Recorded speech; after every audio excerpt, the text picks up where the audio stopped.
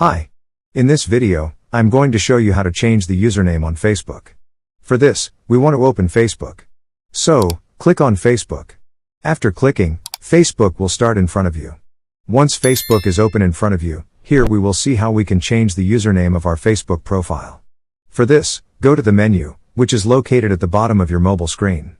So, click on it. After clicking, your menu section will appear in front of you.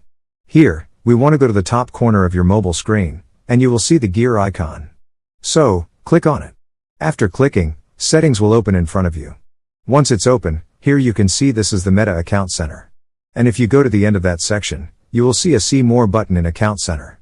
After selecting that, a format will open in front of you, and here we will click on Profiles.